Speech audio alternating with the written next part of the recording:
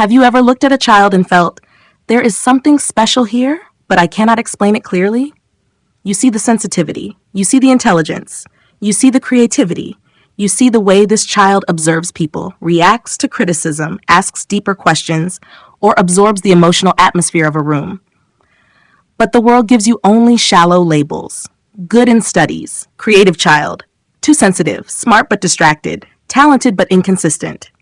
And I want you to pause here, because your child is not a random mix of habits. Your child is a map. And once you understand that map, you stop guessing. Today, I want to take you through an actual case study. I will use the imaginary name Sachi to protect identity. But the intelligence pattern is real. The placements are real. The logic is real. This is where intelligence mapping becomes powerful. The planetary placement becomes the diagnostic engine. The planet shows the function of intelligence. The sign shows the style of intelligence. The house shows where that intelligence expresses. The karaka shows soul and career direction. The conjunctions show how multiple intelligence systems combine. So the question is not, is my child intelligent? The real question is, what kind of intelligence is this child carrying? And where will that intelligence find joy, success, and meaningful connection with the world? Because every child is intelligent, but not every child is intelligent in the same direction. Some children think in numbers, some think in images, some think through movement, some think through emotion, some think through language, some think through people, some think through silence, some think through systems. And when the wrong intelligence is forced into the wrong environment, the child does not become less intelligent. The child becomes disconnected. So let us enter Sachi's intelligence map. Sachi has Virgo rising. This is the first major key. Virgo is applied intelligence. Virgo observes, checks, corrects, improves, and refines. Virgo notices what is broken and silently asks, how can this be fixed? So Sachi's first layer of intelligence is diagnostic. She may notice small details others miss. She may observe tone, body language, classroom structure, family behavior, emotional patterns, and hidden inconsistencies. She may look quiet from outside, but internally she is processing everything. This is not a child who should be pushed only through memory-based learning. This is a child who needs method. Give her a problem, and she will try to understand the pattern. Give her a system, and she will look for the weakness. Give her a messy, emotional situation, and she may quietly analyze who is hurt, who is pretending, and what is really happening. This is analyst intelligence. But Virgo rising also brings a warning. If Sachi is constantly criticized, her intelligence can turn into anxiety. She may start believing she must be perfect to be accepted. So with such a child, you do not raise through pressure alone. You raise through precision plus encouragement. You tell her, you are allowed to improve without hating yourself. That one sentence can change the development of a Virgo child. Now let us go deeper. Sachi's Mercury is Amatya Karaka, the career intelligence indicator, and Mercury is placed in Aquarius in the 6th house. This is a powerful career signature. Mercury gives analysis, speech, logic, writing, data, language, skill, adaptability, and communication. When Mercury becomes Amatya Karaka, the future work direction becomes Mercury-driven.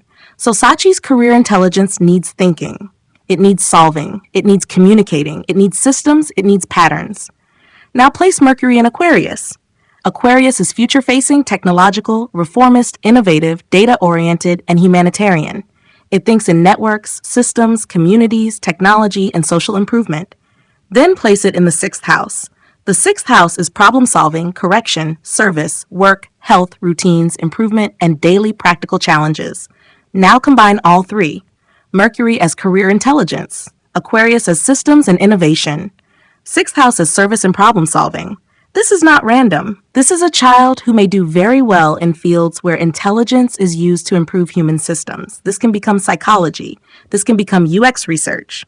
This can become education technology.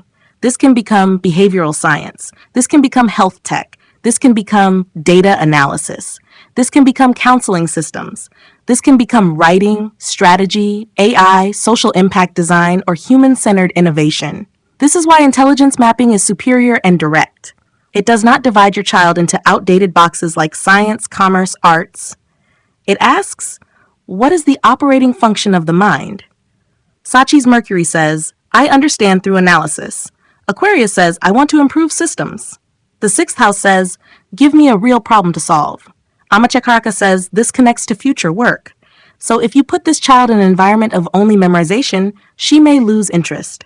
But if you ask her to understand how students learn better, how mental health apps work, how websites can become easier for children, how technology can solve emotional problems, or how data reveals human behavior, she wakes up. That is intelligence mapping. You are not forcing talent. You are finding the channel where talent naturally flows.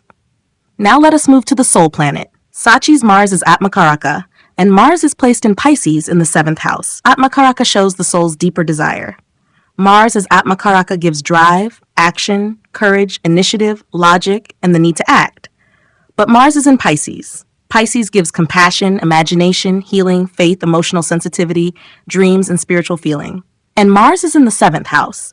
The 7th house is people, partnership, public interaction, relationship, clients, audience, and the world outside the self. So Sachi's soul intelligence acts through people. She learns through relationships. She discovers herself through others. She may feel deeply affected by people's responses. She may want harmony. She may feel responsible for emotional balance. She may naturally move toward counseling, guidance, performance, partnership, or public-facing work. But because Mars is at Karaka, this is not weak sensitivity. This is action through compassion. She may be the child who protects someone emotionally hurt. She may notice who is left out. She may understand conflict in a group. She may act when someone is suffering. But here's the challenge. Atma Karaka in the 7th house can make a child overly dependent on others. What do they think of me? Do they like me? Did I disappoint them? Should I change myself to keep peace? So Sachi must be taught boundaries early. You can care without absorbing. You can help without losing yourself. You can love without becoming responsible for everyone's emotions. You can be kind and still say no. This is essential because her chart shows strong interpersonal intelligence. But interpersonal intelligence must mature into relational wisdom. Otherwise, it becomes people-pleasing. Now look at the 7th house more closely. Sachi has Sun, Mars, and Venus in Pisces in the 7th house. This is a creative relational healing cluster. Sun gives identity, visibility, purpose, confidence, and leadership. Mars gives action, courage, drive, and execution. Venus gives beauty, harmony, aesthetics, relationship, and art. Pisces gives compassion, imagination, healing, spiritual sensitivity, and emotional depth. The 7th house gives people, audience, partnership, and public interaction. So Sachi may not only understand people, she may want to express something to people through beauty, through words, through performance, through counseling, through design, through storytelling, through media, through emotional guidance, through healing spaces, through relationship education. This is creativity that wants to touch someone. A story is not just a story. A design is not just a design. A song is not just a song. A visual is not just a visual. For Sachi, beauty has to mean something. If she enters design, she may enjoy human-centered design. If she enters media, she may enjoy emotional storytelling. If she enters psychology, she may enjoy expressive therapy. If she enters education, she may enjoy story-based learning. If she enters technology, she may enjoy products that help people. This is why planetary placement works as a diagnostic engine. Venus shows aesthetic intelligence. Mars shows action intelligence. Sun shows identity and leadership. Pisces shows compassion and imagination. The 7th house shows audience and people. Together, it becomes creative intelligence for human connection. Now let us bring in the moon. Sachi's moon is in Sagittarius in the 4th house. The moon is the emotional mind. The 4th house is the inner world, home, emotional safety, education, peace, and psychological foundation. Sagittarius is truth, wisdom, philosophy, higher learning, ethics, travel, culture, and meaning. So emotionally, Sachi needs meaning. She may not be satisfied with because I said so. She may ask why. Why do people suffer? Why do we learn this? Why is this fair or unfair? Why do people believe different things? Why should I care? This is not defiance. This is her emotional learning system. A Sagittarius moon in the 4th house feels safe when life makes sense. So if you want Sachi to learn well, give her context. Tell her the story behind the subject. Show her the human meaning. Connect the lesson to culture, values, society, psychology, philosophy, or real life. She may enjoy mythology, biography, travel stories, documentaries, ethics, psychology, world cultures, spiritual ideas, and real human case studies. She does not want only information. She wants wisdom. Now we come to Jupiter and Taurus in the ninth house. The ninth house is higher education, wisdom, dharma, philosophy, universities, ethics, worldview, professional learning, publishing, and abstract thinking. Jupiter in the ninth gives wisdom and principled learning. But Jupiter is in Taurus. Taurus gives value, stability, beauty, food, voice, wealth, resources, comfort, art, and tangible life. So Sachi's higher intelligence is not detached philosophy. She wants wisdom that improves life. She may enjoy subjects connected with self-worth, culture, beauty, wellness, food, sustainability, art history, design philosophy, finance with ethics, relationship values, or practical education. This is not just I want truth. It is I want truth that makes life better, more beautiful, more stable, and more meaningful. This supports teaching, counseling, values-based leadership, art with philosophy, wellness education, psychology with ethics, and cultural storytelling. Now let us look at her speech. Sachi has Saturn and Rahu in Libra in the second house. The second house is speech, voice, family values, accumulated knowledge, self-worth, and expression. Libra is balance, fairness, beauty, diplomacy, negotiation, refinement, and justice. Saturn brings seriousness, discipline, restraint, structure, delay, and maturity. Rahu brings amplification, social magnetism, ambition, unconventional expression, and impact. So Sachi's voice may develop over time. In childhood, she may hesitate. She may think before speaking. She may fear saying the wrong thing. She may swing between silence and sudden strong expression. But when trained, this becomes powerful. Saturn gives disciplined speech. Rahu gives impact. Libra gives diplomacy. The second house gives voice. This can support writing, public speaking, debate, counseling language, podcasting, branding, negotiation, law, mediation, and social communication. But the voice must be trained. Do not shame her expression. Let her read aloud. Let her tell stories. Let her debate respectfully. Let her write scripts. Let her record her thoughts. Let her present ideas. Because there is a communicator here, but confidence may mature slowly. Now, the hidden layer. Sachi has Ketu in Aries in the 8th house. The 8th house is transformation, secrets, psychology, hidden knowledge, crisis, research, trauma, occult, and deeper mechanics of life. Ketu in the 8th gives depth. Aries gives sharpness and instinct. This means Sachi may have hidden research intelligence. She may be curious about things other children avoid. She may ask difficult questions. She may be drawn to mystery, psychology, hidden motives, emotional pain, transformation, healing, or metaphysical subjects. This is the child who asks, what is really happening? Why did that person behave like that? What is the hidden reason? What is the truth behind the story? This can support depth psychology, research, forensics, crisis work, healing work, astrology, trauma studies, investigation, and transformation-based education. But it also needs emotional safety, because Ketu in the 8th can make the child privately intense. She may withdraw, become silent, feel deeply, or struggle to explain what is happening inside. So do not dismiss her depth as moodiness. Give her language, give her journaling, give her art, give her safe conversations, give her emotional literacy. When this depth is guided, it becomes wisdom. When ignored, it becomes anxiety. Now let us rank Sachi's intelligence types. Her most dominant intelligence is interpersonal intelligence.